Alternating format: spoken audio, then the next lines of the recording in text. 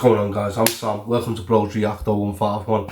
Something different. Gonna react to 5 deadly natural phenomena America has that Britain doesn't. So this is a little like a history insight. Gonna try something different out and see what happens. Make sure you go and subscribe to Lost in the Pond. Show him some love and go and support his channel as well. He does all these stuff. This is the first time to react to it anyway. Let's get straight into it anyway. Enough talking. And that's true. In fact, it's true for most countries that aren't called the United States of America, where 90% of all F5 tornadoes ever recorded took place. Hello, I'm Lawrence and I'm on a quest to uncover all of the memos that Britain and America lost in the pond, and one of those memos pertains to deadly natural phenomena. Last week a tornado ripped through Nashville and it got me thinking about how America is very extreme when it comes to some of these natural phenomena in a way that Britain isn't. And for anybody who's looking to move to the United States, it's good to keep these things in mind. Just keep in mind they are rare, right? So it's not like a Roland Emmerich movie every day in this country, but it is pretty staggering how Mother Nature can be quite a bit more overbearing in the United States. And if you think this video is just going to be Lawrence moaning about the snow again, you would be incorrect, because over half of the entries on this list are not even weather related. Well, actually one might be with a technicality. And so without further ado, let's take a look at 5 deadly natural phenomena that America has that Britain doesn't. Wow. Meet over X. Advert. Explore and trade over 5,000 markets. Instant. £7. Yes, earthquakes, and there is a reason that I specified magnitude 7, because Britain has never had one. In fact, the worst it's ever had was a 6.1 magnitude earthquake, and that didn't kill anybody. In Britain, that's sort of par for the course. Deaths as a result of an earthquake are incredibly rare. The only earthquake I remember living through in Britain was one that emanated from the Lincolnshire town of Market Raisin, and as I recall, the extent of the damage that day was a fallen patio set. But magnitude 7 earthquakes or above are not just these sort of fictional events. What he said, America usually has loads of tornadoes and stuff. We're so lucky that we live in the UK. That really happens.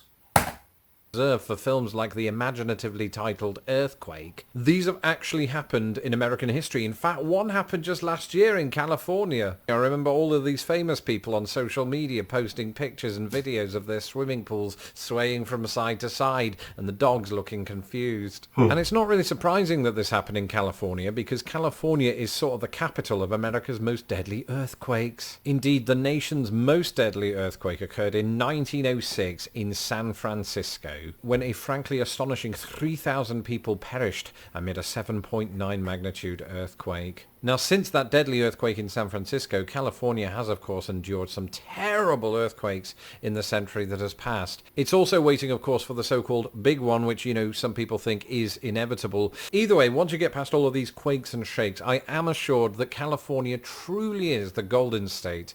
That is, once you've also got past these.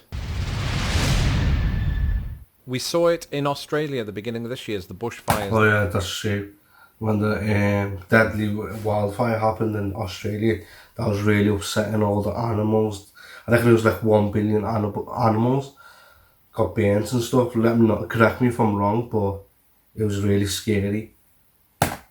Engulf that country. We see them, of course, every single year in the United States. Specifically, from a news standpoint, you tend to see them in California. But I've seen at least smoke from wildfires in Utah and Idaho, so it's not just a California issue. That just happens to be where some of the deadlier wildfires occur in the US, but not the deadliest of all time. That very unwanted record goes not to California or Utah or Idaho, but to Wisconsin. That's right, the Peshtigo fire of 1871 killed upward of 1,500 people. Wow. And there's a weird reason that you might not have heard of it. It may have burned... Wow, it killed 1,500 people.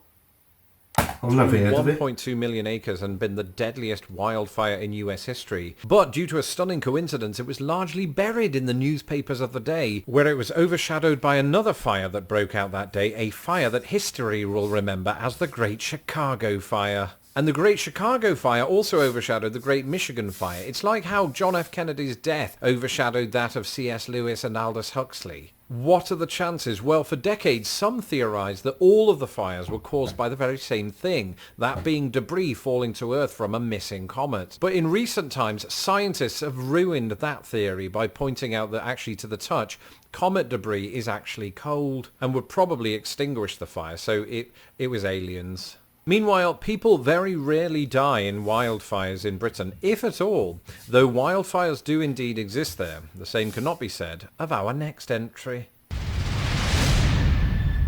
Now we're getting into the kind of phenomena that I've not seen with my own eyes, unless you include 1997's Volcano, or 1997's Dante's Peak. What are the chances that two very similar disaster movies would come out in the same year? Let's ask 1998's Armageddon and 1998's Deep Impact. But the truth Deep Impact on Armageddon. What a film. of the matter is, volcano eruptions in the United States are not just works of fiction. You may recall recently that there was a volcano eruption in Hawaii, and don't get me started on Mount St. Helens. Actually do, because that represents the deadliest eruption in US history. In 1980, Mount St. Helens erupted, killing 57 people. And over the course of the next decade, it would seem... How big that was! Wow. history. In people. 1980, Mount St. Helens erupted, killing 57 people. And over the course of the next decade, it would see more and more eruptions. And this isn't surprising, because if you look at a map of the west coast of the United States, or just the west coast of the Americas in general, look at all those active volcanoes. That's where they sit. I blame Pangea for breaking up, because it's enough to put me off moving to the Pacific coast. And if one of those blows, not even Pierce Brosnan can help me. Now, having looked at a map of all of the active volcanoes in the United States, here are all of the active volcanoes in Britain. That's right, there are precisely no active volcanoes in the entirety of Britain. So Britain is thankfully unlikely to match the death toll at Mount St. Helens. Unfortunately, our thank God for that.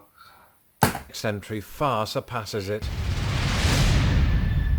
So to use language that you're more likely to hear in this, my adoptive country, Category 5 hurricanes are like totally the worst. Literally true, the deadliest natural disaster in American history was the Great Storm of 1900. Striking Galveston, Texas, it is believed to have killed between 6,000 and 12,000 Americans. But this was a Category 4 storm. The deadliest Category 5 storm was the Okeechobee Storm of 1928, which killed 2,500 Americans and 1,600 others elsewhere. In recent times, you probably remember Hurricane Katrina, which was also a Category 5 storm, and of course led to thousands of fatalities in New Orleans and some of the surrounding areas and states as well. And if you're watching this from Britain, you might be thinking, what? We don't have hurricanes in Britain, and deadly ones at that. Well, the truth is, people have died as a result of hurricanes in Britain, just not Category 5 hurricanes. And that's because in Britain there has never been a Category 5 hurricane on record. And that includes the most famous storm in living memory, that would be the Great Storm of 1987, which nonetheless did kill 18 people and 15 million trees. Wow. And all this after the weatherman Michael Fish reported that there wasn't going to be a hurricane, so we weren't prepared. Thankfully it happened at night. Wow, he said it, the weatherman said that we ain't going to be a hurricane, and it really happened, so Britain wasn't prepared. So most people were asleep in their soft beds. Same can't be said for the trees, which ironically did provide material for some of the bed frames. No, in Britain, hurricanes are sort of rare. We'll usually get what they refer to as the tail end of the hurricane. And speaking of tails... Adverse, 1 minute.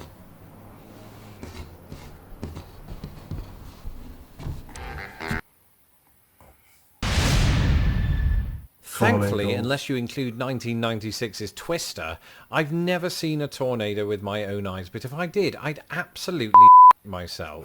At this point in my life, perhaps it's just luck that I haven't seen one, because to say that we don't have them in Britain would be a complete lie. Tornadoes are actually quite numerous in the British Isles, but there's a big difference between the tornadoes that we get in Britain and the tornadoes that we get in the United States of America. Firstly, the UK has not recorded a tornado-related fatality since 1931, and before the 20th century you'd have to go back to 1558 and then 1091. Historically, around only 12 people have been killed by tornadoes in Britain. And that's because British tornadoes just aren't very powerful. The one that ripped through London in 1091 is believed not only to be the oldest known tornado in British history, but possibly the strongest. You know what, we're so lucky that we live in Britain. Like everyone from the UK, we're so lucky. Because all these countries suffer from like tornadoes, hurricanes and everything, volcanoes. It's mad. Theorised that it might have been a Category 4 tornado, suggesting that anything above that, aka an F5 tornado, has never made landfall in Britain. And that's true. In fact, it's true for most countries that aren't called the United States of America, where 90% of all F5 tornadoes ever recorded took place. Now, 37% of those took place in either Oklahoma, Kansas, or Texas. You would expect that they're in the Great Plains. But surprisingly, the Great Plains did not play host to the deadliest tornado in US history. That would go to the tri-state area of Indiana, Illinois, and Missouri. That 1925 twister killed 58 times the UK's all-time total. If you're sitting at home and doing the maths on that, stop right now, because I'm just going to tell you the death toll was 698. It's by far the biggest, but as we are reminded by that tornado that ripped through Nashville last week, itself an incident that beats the UK's all-time record, we are reminded once again of the destructive power of American tornadoes, and my thoughts go to the people recovering from that incident. In the meantime, for anybody that's looking to move to the United States, I hope this video hasn't put you off. For the most part, you won't see any of this, unless you live in California. I'm joking, you'll be fine. I just wanted to make you aware of these things and to remind my American viewers that Mother Nature just seems to have it in for you. As for me, doing this video has reminded me that I can live with the odd blizzard and that I do miss British weather. That's it for this episode. Thank you for tuning in. Let me know in the comments below, and I'll be very interested to hear this, if you've experienced firsthand any of these fun. So I reckon he's moved to America. In the meantime, don't forget to follow me on Twitter, where I talk about this kind of thing. Not just natural disasters, but the sort of the British versus American thing, basically. You can follow me at Lost in the Pond US, and don't forget to subscribe to this channel so that my videos don't get lost in the pond. Finally, a volcano-sized thank you to all of my patrons who make these videos possible. If you would like to become a patron of Lost in the Pond, you can do so at patreon.com/lostinthepond. Anybody that does so will get access to my secret live stream, and anybody who pledges $5 or more a month will get access to not only that, but my secret podcast and more. Until next time, check your alerts for my next video, not for a tornado. Thank you for watching this episode of Lost in the Pond. Don't forget to hit my stupid little face to subscribe, and please share this video with the world. Hit me up on Twitter, Instagram, and Facebook, and if you would like to support this channel, please do so. Make sure you go and subscribe to this channel on. It's called Lost in the Pond. Make sure you go and subscribe to his Patreon and show him some love. And he's there on his podcast. You know what I mean? This was boss. This was a great insight. You know what? You've done an amazing video as well. Until next time, 0151.